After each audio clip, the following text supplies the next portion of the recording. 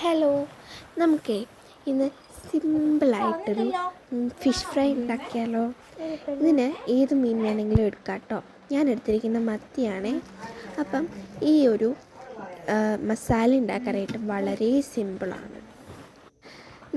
ഞാൻ കുറച്ചും അതിൻ്റെ ഫിഷിൻ്റെ ക്വാണ്ടിറ്റി അനുസരിച്ചാണ് എടുക്കേണ്ടത്. ഞാൻ എടുത്തിരിക്കുന്ന ചില്ലി പൗഡർ, ടർമറിക്ക്, കുരുമുളക് ചതച്ചതാണ് എടുത്തിരിക്കുന്നത്. കുറച്ച് കട്ടയായിട്ടും കുറച്ച് പൗഡറായിട്ടും എടുത്തിട്ടുണ്ട്. പിന്നെ തക്കാളി സ്ക്യൂസ് ചെയ്ത് അതിൻ്റെ നീരും കൂടെ ഞാൻ എടുത്തിട്ടുണ്ട്. എന്നിട്ട് അത് നല്ലപോലെ ഞാനിവിടെ മിക്സ് ചെയ്യുന്നുണ്ട്.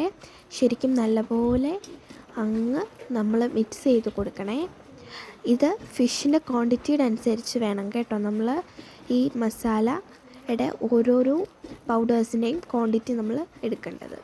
അത് നിങ്ങളുടെ ഇഷ്ടമാണ്. ഞാനിവിടെ എടുത്തിരിക്കുന്ന ഫിഷ് എന്ന് പറയുന്നത് മത്തിയാണ്. എന്നിട്ട് ഈ മത്തിയുടെ മേളിലോട്ട് നല്ലപോലെ ഈ മസാല അപ്ലൈ ചെയ്ത് കൊടുക്കണേ.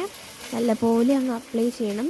നിങ്ങൾക്ക് എന്ത് മീൻ വേണമെങ്കിലും എടുക്കാതെ ഈ വരവിലോട്ടും അതിൻ്റെ ഇടവിലോട്ടും എല്ലായിടത്തും നല്ലപോലെ അങ്ങ് മസാല വെച്ചതിന് ശേഷം നല്ലപോലെ മസാല വെച്ചിട്ടുണ്ട്. അതിന് ശേഷം ഞാൻ കുറച്ച് നേരം റെസ്റ്റ് ചെയ്ത് വെച്ചതിന് ശേഷം ചൂടുള്ള എണ്ണയിലോട്ട് ഞാൻ ഇട്ട് കൊടുത്തിട്ടുണ്ട്. ഇട്ടതിന് ശേഷം ഞാൻ അതിൻ്റെ മുകളിലോട്ട് കറിവേപ്പില ആണ് കേട്ടോ ഇട്ട് കൊടുക്കുന്നത്. കറിവേപ്പിലയുടെ ഫ്ലേവർ ഇഷ്ടമില്ലാത്തവർക്ക് അവോയ്ഡ് ചെയ്യാവേ. പൊട്ടിച്ചിട്ടുണ്ടല്ലോ അങ്ങനെ. നല്ലപോലെ ഫ്രൈ ചെയ്യുന്നുണ്ട്. നമുക്കിത് തിരിച്ച് മറിച്ച് ഇട്ടിട്ട് ഫ്രൈ ചെയ്യാം കേട്ടോ. മറിച്ചിട്ട് കൊടുത്തിട്ടുണ്ട്.